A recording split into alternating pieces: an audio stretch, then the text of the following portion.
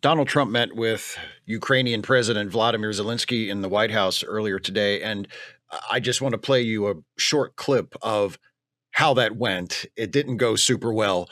And if you want to see the entire thing or all of it that has been televised and released, you can find the rest of the footage elsewhere on the internet. There's just this one bit that jumped out at me that I want to show you. And this is what Trump said in response to a reporter's question about if they do manage to get a ceasefire between Russia and Ukraine to end this war, or at least put it on pause. What does Trump think would happen if Russia and Vladimir Putin broke that ceasefire? She's asking, what if Russia breaks the ceasefire? What if anything? What if a bomb drops on your head right now? Okay? What if they broke it? I don't know. They broke it with Biden because Biden, they didn't respect him. They didn't respect Obama. They respect me. Let me tell you, Putin went through a hell of a lot with me. He went through a phony witch hunt where they used him and Russia. Russia. You ever hear of that deal? That was a phony Hunter Biden, Joe Biden scam. Hillary Clinton, Shifty Adam Schiff. It was a Democrat scam. And he had to go through that. And he did go through it. We didn't end up in a war. And he went through it. He was accused of all that stuff. He had nothing to do with it. It came out of Hunter Biden's bathroom. It came out of Hunter Biden's bedroom. It was disgusting. And then they said, oh, the laptop from hell was made by Russia. The 51 agents. The whole thing was a scam. And he had to put up with that. He was being accused of all that stuff. So that's who you're dealing with. That's the president of the United States. There are other clips of the meeting with Zelensky that have been circulating online. And like I said, you can find those if you want to see the president of the United States and the vice president of the United States as well, ganging up on the president of Ukraine, the president of a country that was invaded by a hostile army. And this is how Donald Trump and J.D. Vance treat him when he comes to the White House. And when Trump is asked a very reasonable question by a journalist, what happens if we reach some kind of ceasefire agreement and then Russia violates that ceasefire? What happens then? What does Trump do? What is his response to that very reasonable and pertinent question, it seems to me? His response is to immediately pivot to a poor me story where he's once again whining and complaining about what he describes as the Russia hoax. We know that it wasn't a hoax.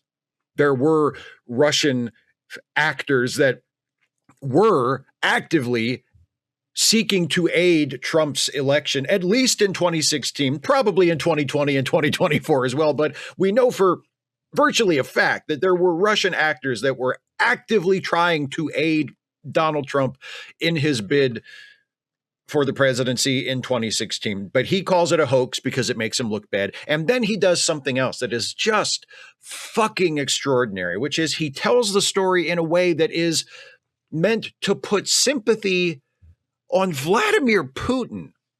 He doesn't just say, oh, well, what about me? What about the Russia hoax? What about blah, blah, blah? You know, he doesn't just try to claim, again, on the basis of nothing other than his own worthless opinion and terrible judgment. Well, if Putin wouldn't break an agreement with me, he wouldn't break an agreement with me. He respects me, right? He doesn't just do that, which would be absurd on its own.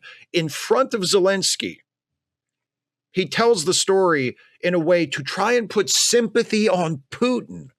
Poor Vladimir Putin being accused of interfering in an American election. That poor guy.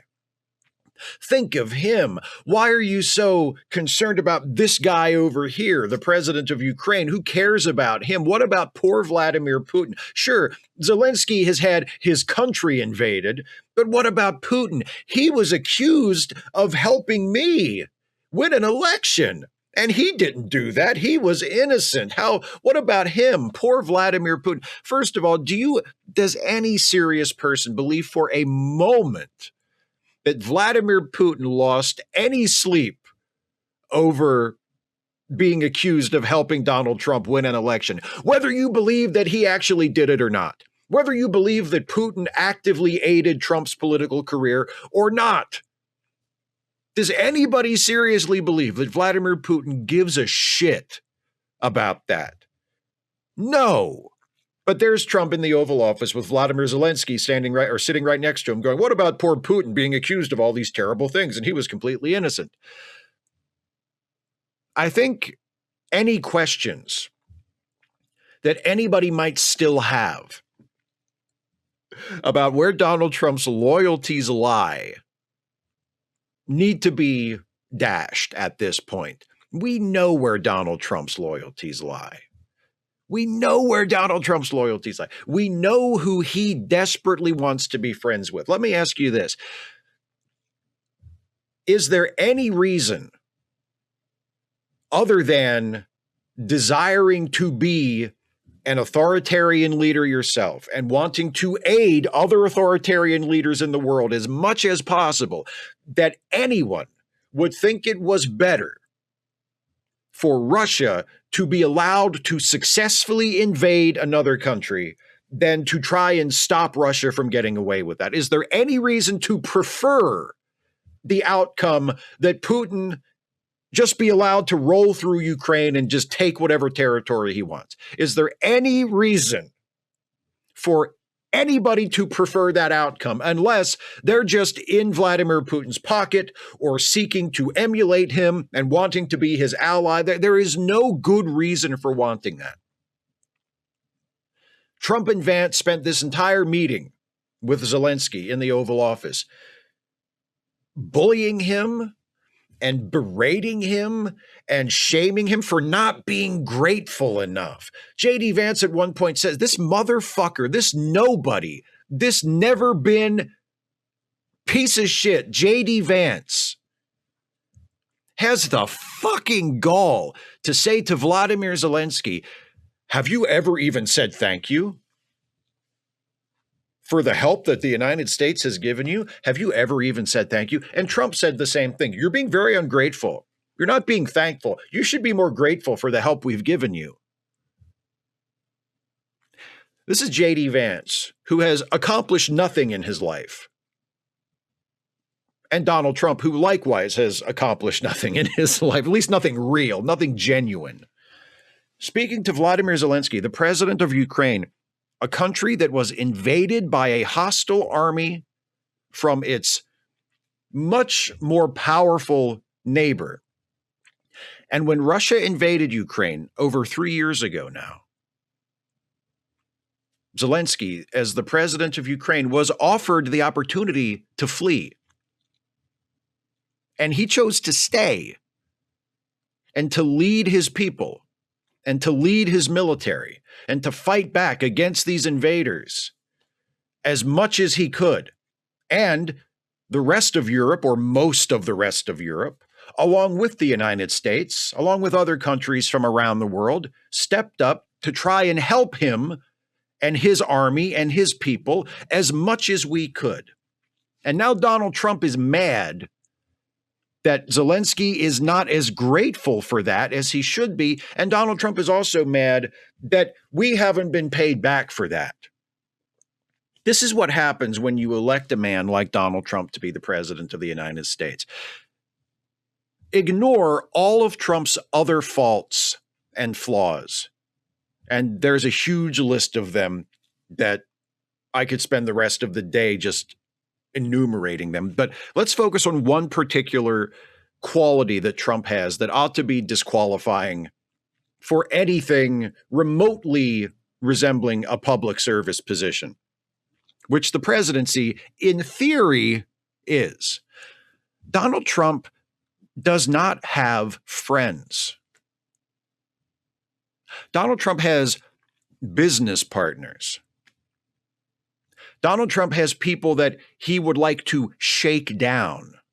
Donald Trump has people he would like to leverage or dominate. Donald Trump doesn't have friends. It's not our job to subsidize Ukraine's resistance to Russia because we expect to get some monetary gain from it. It's our job, it's our duty to side with Ukraine in this war and to help Ukraine in this war because it's the right thing to do, because Ukraine are the good guys in the war. They were the ones who were invaded. They're the ones who are resisting the authoritarian, resisting the oligarch, resisting the expansionist dictator. So they're the good guys in this conflict. And we help them because it's the right thing to do. And we also help them because it is in the strategic interests of the United States and the rest of Europe that Vladimir Putin not be allowed to expand his territory because he is a dictator, because he is an autocrat. This isn't fucking complicated. We don't help them because we expect them to pay us back. We help them because it's the right thing and because it's the best thing for us as well. And the fact that Trump and a bunch of other people seem to not get that is not necessarily surprising, but is a little troubling given that those people are now in charge.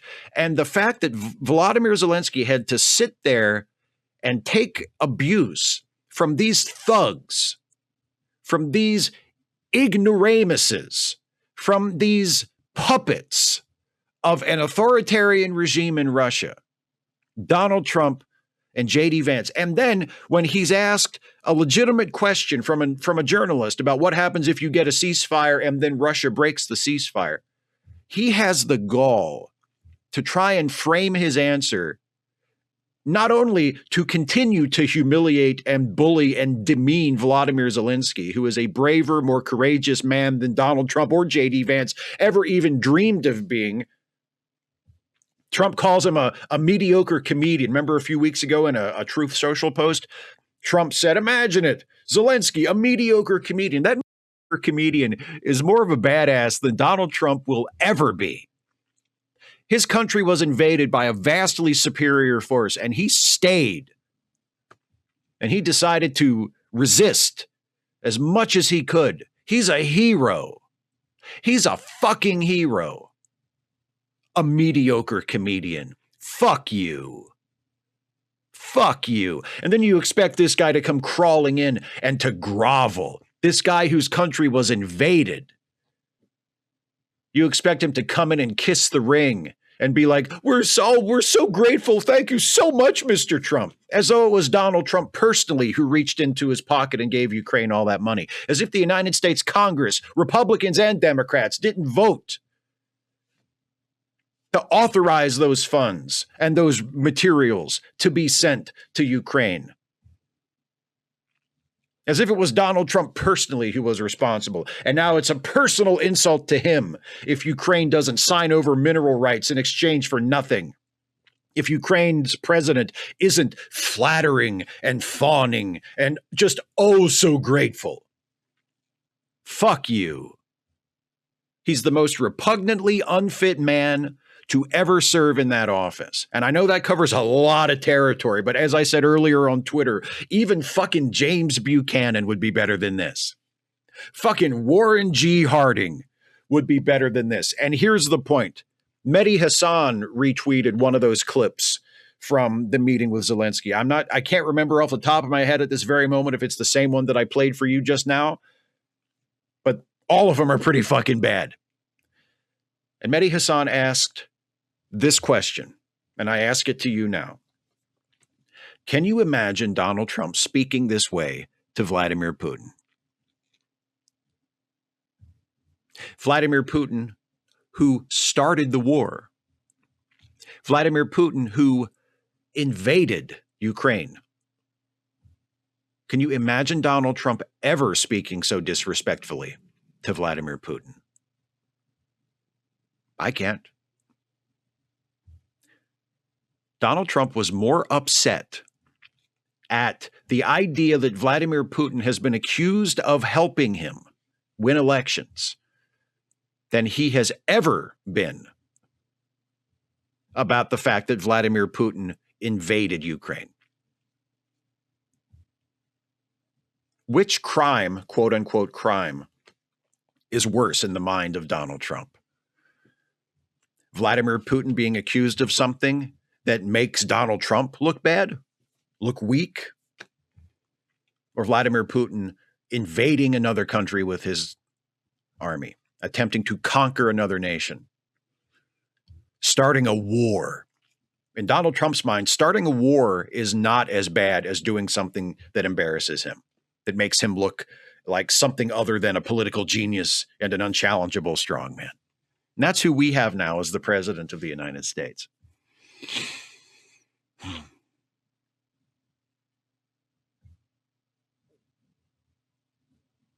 I wish I had a witty, pithy way to wrap this up, but I don't.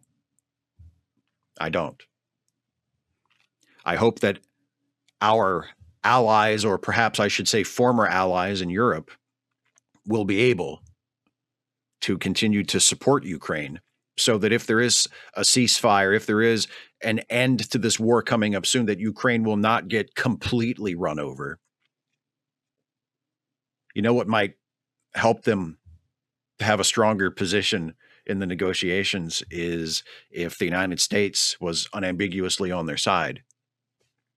But that's obviously not in the cards, because the United States is no longer on the side of Ukraine or apparently free people anywhere in the world. We're on the side of Russia because that's who we elected to be president of the United States. Great job, everybody.